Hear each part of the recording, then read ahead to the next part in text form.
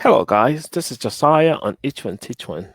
Once again, I have been amiss for a while, and I understand you guys probably had have missed me, and I I don't know what to say because it's been pretty busy for me. I've been working on many things, many interesting things, which I will reveal to you guys in due time. As you well know, what we do on Each One Teach One, we bridge the gap between the mentors and the mentees. We train, we educate, we advise, we support, and we give gainful employment to the youths in the continent.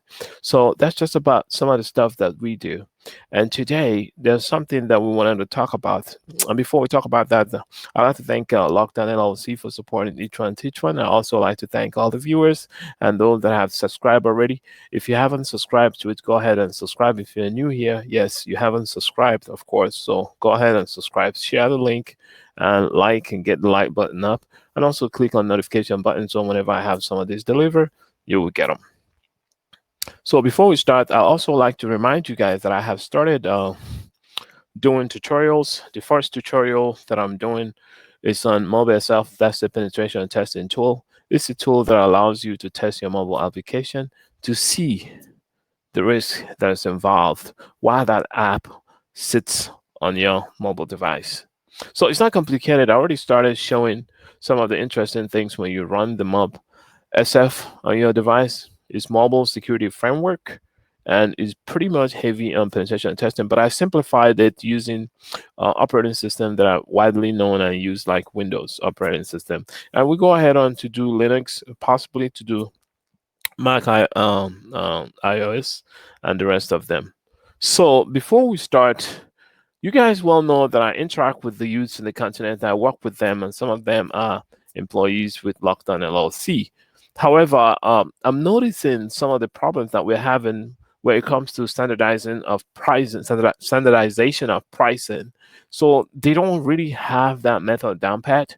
So when you call or wanted something done in the continent, and they usually come up with magic numbers, and I think this is wrong, given the fact that in every country out in the West, there's I'm not saying there's a standardization in pricing, but at least there's a cutoff. There's something you can charge for certain things, unless you are somebody like a lawyer or those kind of professionals that really you can't really tell how much money to make. But however, we do know that top-notch lawyers will make anywhere from $500 an hour to $2,000 an hour, which really makes sense because they sit on high-profile cases, and again, the country they live in, where they have to pay extra expenses, insurances, utilities, and various state and municipal taxes that comes out. Those come out of their pocket. Okay, well, in those countries, they usually build their roads. They have good roads and they have good schools and all that kind of stuff.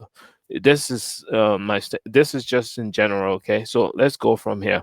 So with the talent in the continent, most the developers and software developers, to be precise, and the rest of them, anybody in the tech industry, they feel like, I'm not saying this because it's absolute. I'm saying it because that's the experience I had.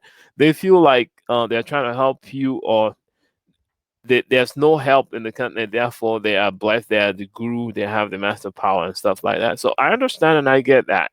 But the people in the diaspora have abundance of this kind of skill sets. The difference between those in the motherland and those out here is the fact that though the abundance of the skill sets are out here, but they are very expensive most of the time. And those in the continent, they might have the skill, but it's not pretty mature. But you can see the potential is there, and they have zeal, the passion and the zeal coming in it to them doing a very good work, and they're doing it because that's the way to survive, not because their parents told them to do it or anything like that. I respect all of that, but there's also a way to do things so that way it will be reasonably done, and it will reflect the spirit of a dignified human being, a human person. So when you are doing something where it doesn't mathematically make any sense, then it doesn't logically make any sense. Therefore, it really doesn't make sense. Like if you go to a market and you want to buy, let's say you want to buy avocado pear, they have a price on it. It could be $1.50. And you go to the next store, it could be $1.80 or $1.75 or $1.90. At the most, at the ceiling is $2. So you know there's a range, there's something. But in the case of the talents in the continent, there's not really a range. Anybody can quote any number, and that's what I call a magic number. And because of that, I wrote an article. You can find the article on LinkedIn. And after this video, before I post the video, when I post this video, I'll put the article there. I'll put it on this. So the topic here that we're about to discuss is what is a reasonable pricing or rate for developers to attract clients locally and abroad. So this is a very wide question. It's a broad question. That's the right way to put it. It's a broad question, and we cannot easily finish discussing it in one go. Therefore, I hope to have panelists sit on it sometimes tomorrow or next week. But I'm the harbinger bringing forward this glad tidings. So how do we break this down? How can we do this? So in the West, we have man hours, 8 hours per week. 8 hours per day. And if you work a full week, that's going to be about 40 hours. And the pay goes for those in tech, it goes from anywhere from 15 to 25 for support and all that. Then from 25 to maybe 50 for developers, and up to more experienced one, and up and up and up based on the experiences that you have. As you can see, there's some kind of standard.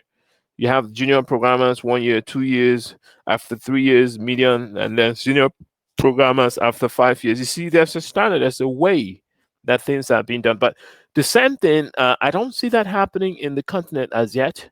The talent is there, so therefore there's a need, there's a call for people to build frameworks that will reflect how the standard should be, so that we can grow capacity in the continent, pretty much. So I started in that trail. I started it. So what I did was I figured out a way to break down things into hourly, sort of like hourly expenses. So from you knowing how much you spend every hour of the life you live in a particular continent, then you can easily equate that to how much you can price a particular gig or a particular work, or a particular contract, or even a full-time employment. So let's take a look. Let's dive in and see what I have done so far. In the article I wrote, I started off with a mathematical formula. The mathematical formula is very simple and easy. So I had things like TCD, total cost of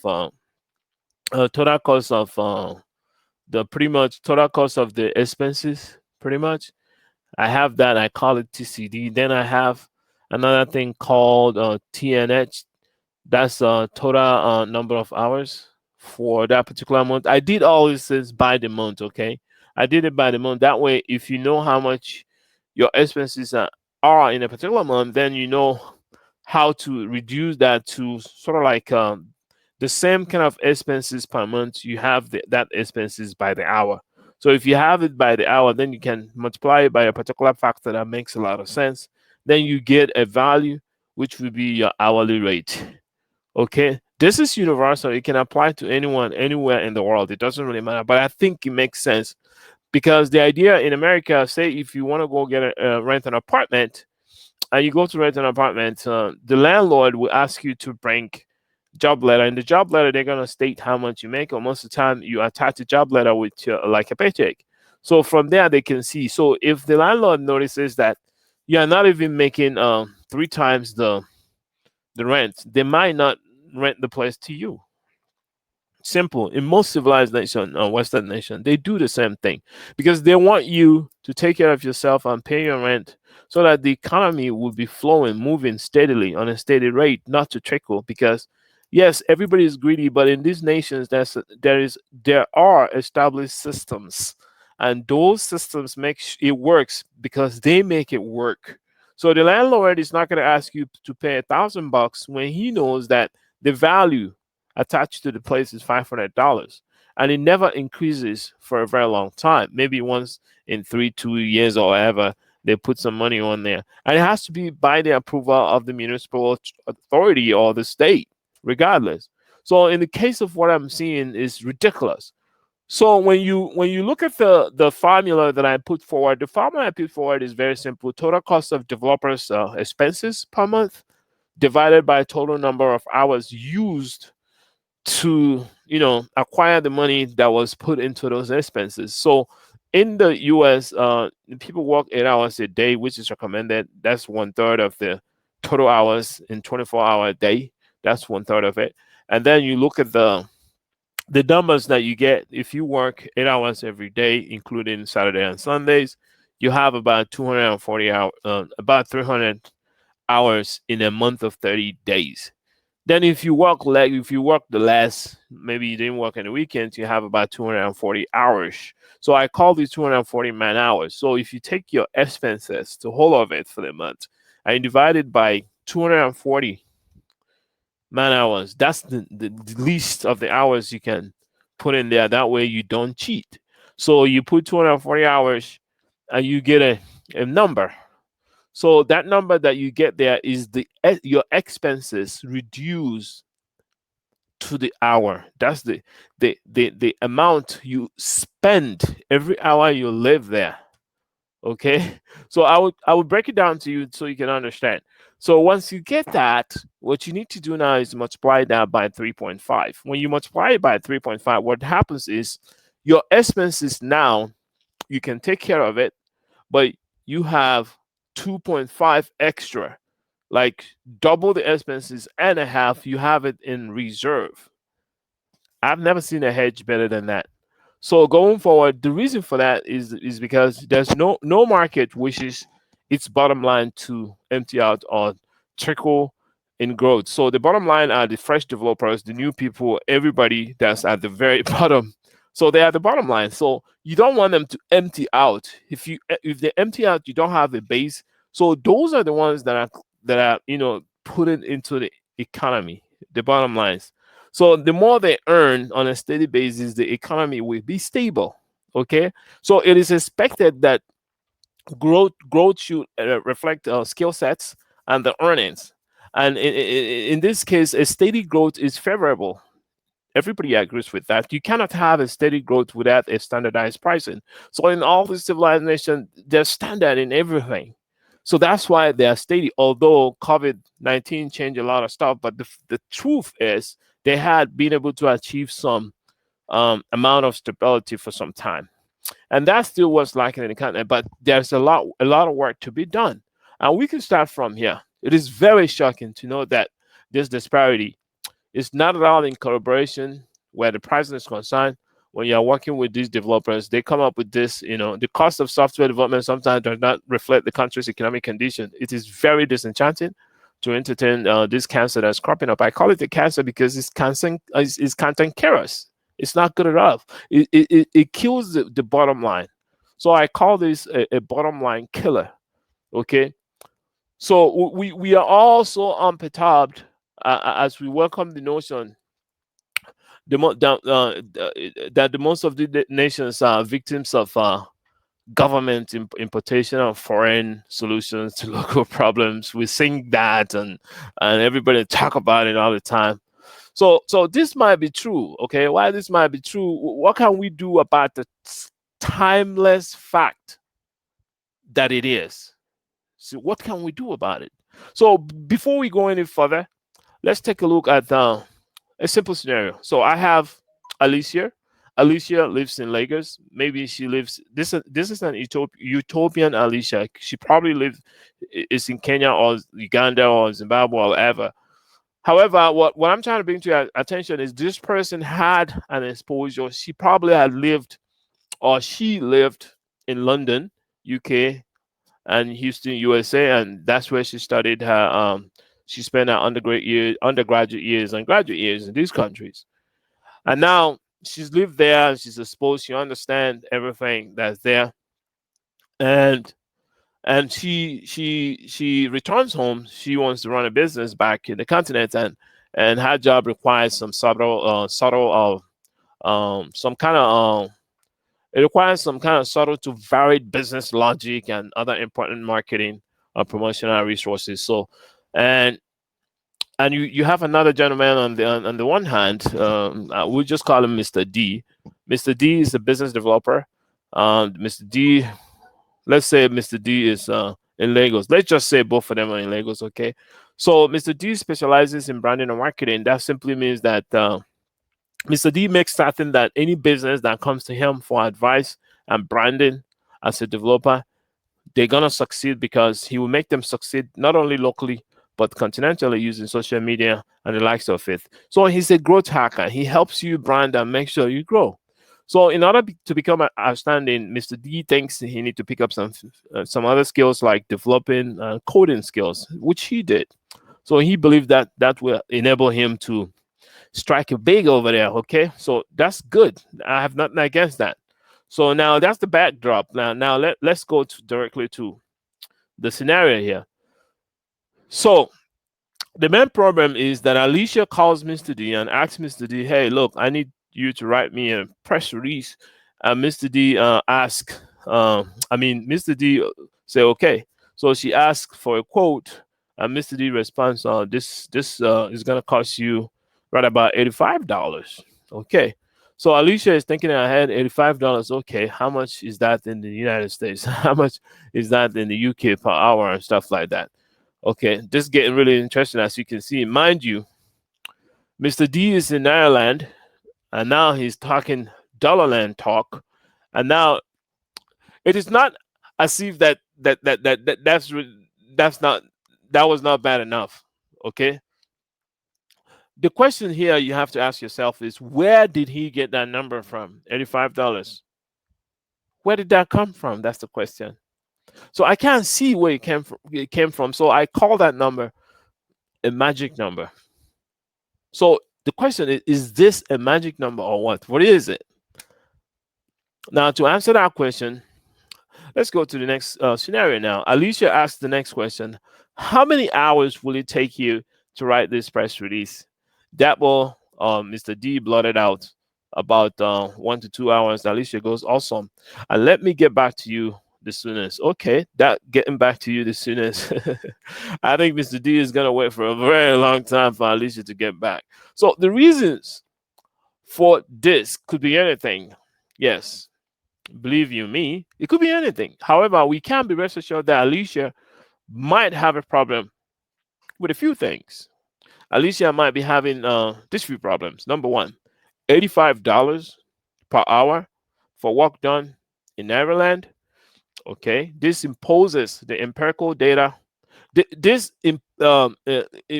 does not it imposes on the empirical data on the ground because it lacks a local evaluation and outlook.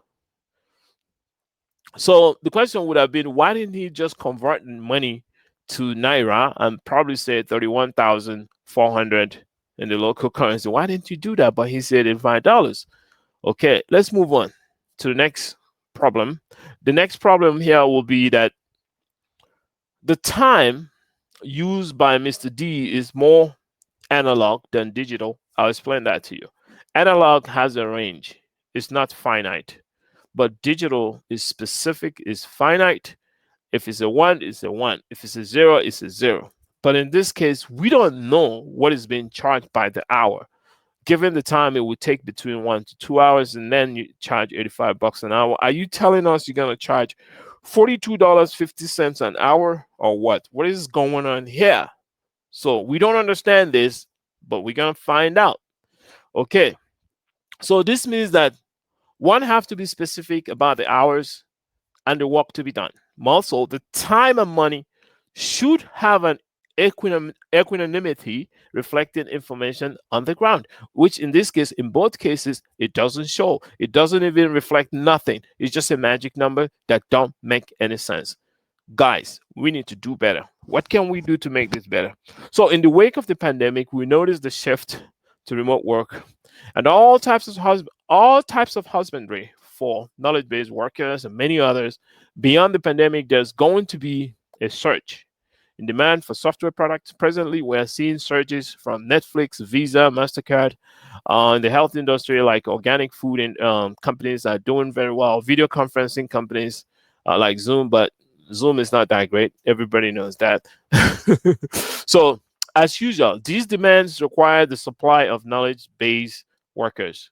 So, the constraints in the budget will push companies, big and small, to recognize talents outside their homelands. They must do this in order to do what? To remain com- competitive. They have to do it to remain competitive. They have to.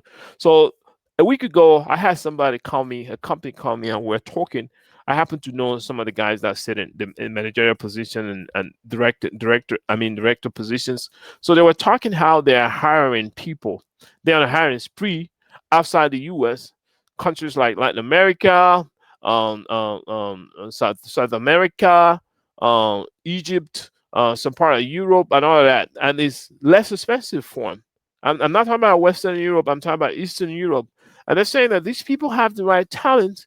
And I'm asking them, how come you guys didn't go to Africa and stuff like that and get stuff and all that kind of stuff? I didn't get an answer to that. But if I do, whenever I get the answer, I'll tell you what their response were.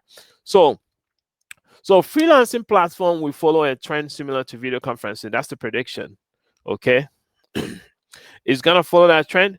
So we believe that many eyes are on emerging markets. Many eyes on Africa as a market because they know the youths there, they have raw talents. Okay. Therefore, African developers must develop a price point based on standards reflecting the local as a local solution. So this must be done immediately if they must remain competitive and attractive to these clients that are eyeing that continent for the raw talent and skill set that's out there. We have devised a formula. So I took it upon myself to come up with a formula above in order to offer some of the confusions the confusions between Alicia and Mr. D. So what I'm saying is all developers should know the following before charging anything for any work done. Before you price or give your price a fix or by the hour, you need to know the secret here. I will actually share my screen at this time to show you guys what I'm talking about. So I'm going to share this screen with you guys. That means you're not going to see me for a minute, but it's going to be all right. So this is the formula. Look at the formula here. Percent goes up if you do this.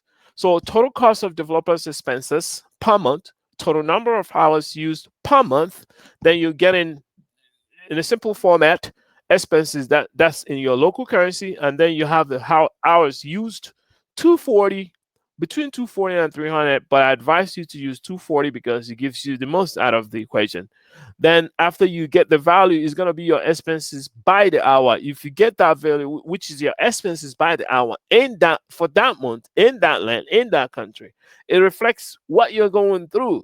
Now you have to multiply that by 3.5. It's a factor that I figured is great. If 3 times 3.5 the expenses, that's about one third of anything, about one third of that million you could have made already. So in that, you're only spending another one third of it. So you're good. You have all the other ones as hedges. Okay, you have it saved up. You keep it. So that's how you're gonna build people. So if you're making let's go back here in the paper. So let's go down back here. So everybody should every developer should know the cost of their accommodation. If they're renting, they have to write that down, and they have to know if they own a house, then maybe they don't have to write it down. If they live in most African countries, the houses are paid off. Okay, now if you're renting, then you have to put it down. Then you have to write down the cost of the gas for generating electricity because some of them don't have electricity, and then you have to write down the cost of gas for your car per month, and then you have to do the same thing for the food that you eat per month and your clothing per month for work. Regardless, even if you buy nothing, put something there. Then you look at the cost of your network data for your phone per month, and the cost of the internet plan per month, and the cost of the health insurance per month, the cost of your other insurance if you have one per month, and the cost of rental property insurance per month. You have to write all that down. That's if you have one. Okay, you write them all down. So all you have to do now after writing them down is to add all this thing together, all the expenses, divide them by two, divide all of them by 240. For instance, we have here in the example that I gave, somebody was had an expenses of 200,000 US dollars right here. They have 200,000 dollars. Okay, after showing you guys the formula, which is right here, TCD, total cost of expenses for the developer, and then total number of hours, you are gonna get your expenses for each hour you work for that month, and then it's called expenses per hour. Okay, expenses per hour, EPH. Then with that, there you have to multiply EPH by 3.5. If you multiply EPH by 3.5, that is the what we call the price or your cost per hour. So that's what you're going to give to somebody in the country that you live in as what you're going to charge them by the hour. Or you can put it together when you know already how many hours is going to take you to do that job. You can put it all, lump it all together in bulk and give them that. So that way, the number you're giving people makes sense. It's not a magic number. So I struggle a lot with when I hire developers or contract developers from the continent. I struggle a lot with this. So I came up with this formula to help them. That way they recognize that this formula is better than them. It gives them work for a long time as opposed to giving them work now every 3 months or 6 months, and they don't get any more. And that's not good because of the way they charge. They're not looking progressively. They're not strategic as to their jobs. They just want to, they have that mentality, consumer mentality of the day's kill. So that's what I'm against. I'm trying to help them to come up with a standard that will help for people to understand exactly how to do things. So, for instance, if your expenses in Nigeria is $200,000, and then you divide it by 240, you get 833 naira 33 cents per hour. That's what you get. That's your expenses. Now, when you multiply it by 3.5, that factor, so you recognize that you have 2,916 naira 66 kobo or whatever. Now, once you have that, that tells you that if somebody want you to do a job for them, you got to give them this number per hour because this number hedges you. It's 3 times your expenses, so you are safe. It's 3 times your expenses. You are very, very safe. You know what? You know what they say about 2 witnesses, and then you have 3 witnesses. Man, that's solid. It's very well established. So now, when I change that, convert it to US dollar, I get $8 per hour. But when people hear $8 per hour, they go, "Oh, that's so little. That's so little." But when you know the situation, how much things cost in the country you live in, you start to understand that if you plan your life very well, every little dollar goes a long way for you. You have to live a life with integrity, not a reckless life of wasting and blowing money. Money is very important. You can't just blow money. So with this here, you can understand where I'm coming from. This is the article I wrote. Is there on LinkedIn. I'll post it out there for you guys. You see, this formula keeps you on a safe side. So when somebody calls you for work from the US, UK, Australia, Japan, and all of that, they know the formula you're using. And that's the reason why they will call you, because they already know how much you're going to charge you. That's called standardization. And standardization brings about what? What does it bring about? It brings about the kind of growth everybody wants. Capacity building. You grow fully well. That's the kind of growth that we want. We want the kind of growth, a fully well growing person, fully well growing workforce, economy, whatever. That's a good income that you need to have. So, in conclusion, establishing standards now will help new developers grow fully well, as opposed to growing in a way that does not bridge knowledge gaps. The bottom line, fresh developers should be fattened up with the accurate knowledge. Yeah, we should give them the accurate knowledge, fatten them up with that knowledge, not with money at first. Okay? You can't fatten somebody up with money derived from magic numbers, which doesn't correlate and point to the roof. root of the whole thing. It doesn't point to the root of the whole thing. It doesn't. So this will guarantee, if we do this, if we have to stand that, this will guarantee a steady growth in stability. It is devastating to make it big in the knowledge industry without having the reciprocating skill sets. Therein, one fails to develop others, and the chain breaks down. When you fail to develop other people because you have another gap, you're supposed to be the manager, but you don't know nothing. You can't bring them up. So the relationship, it breaks down. The chain breaks down. You can't carry them over anymore. So in that case, the income would trickle. It goes like a little drop of water, as opposed to flowing like steady flow. So we need that steady flow, okay? So we need to have that. We need to have. We don't need that breakdown. We need that income not to trickle, but flow steadily in equal knowledge and equal remuneration. Again, we need the whole process to flow steadily in equal knowledge and equal remuneration. That's the whole point here. So if you find this formula useful in your life, let us know. We really appreciate it. We thank you so much for paying a little attention, giving us a little bit of your time in this busy world. As you well know, I share every little thing that I have with y'all. We're still running the program for the ladies in the cloud. The cloud movement is on. We are still teaching them, those who are cutting over to the IT, especially cloud MSP or cloud architect or engineering. The cloud class is still running, and you are invited to take part if you're a lady who is seeking to gain some knowledge at this perilous time. So I appreciate you guys listening to me. This is Josiah again on Each One, Teach One. I'm signing off. Have a good night, y'all. Bye bye.